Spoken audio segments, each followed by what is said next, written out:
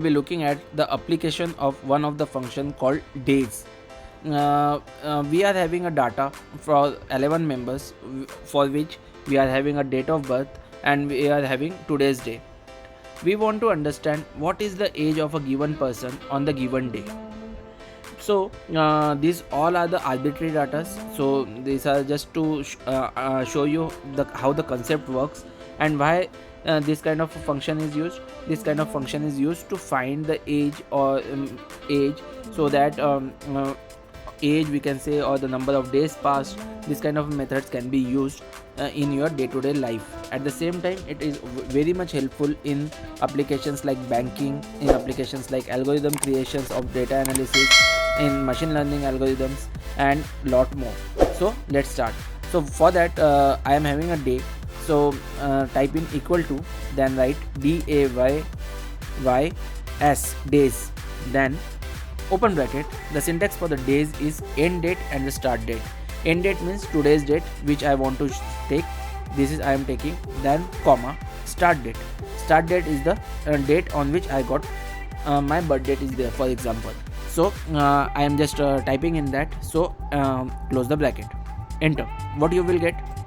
You will get the number of days that are passed in the given time frame. But I want to find the age.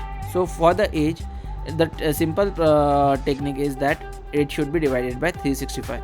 365 is the simple standard number of days which we are taking. So I will just divide it by 365. I am getting the years as 31.87. I can actually also do one more thing here. I can just use another function.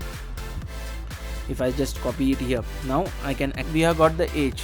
Here we got the age. Now what we can get? We can get a real number, that is 31 only as the age, 30 as the age. That is the integer number only. We don't want a decimal part. So that can be converted, that can be used as a years passed, then the months, and then the days also we can actually calculate from that. So how that can be done? Simple way is that just we have used a function called float in our previous in my previous video. I have shown you about how the float function works. So we can use that float function. For that, just before this type floor float, then open bracket. The number is already there. Now we want a significance I want to give it as 1 right now, and then close the bracket, enter.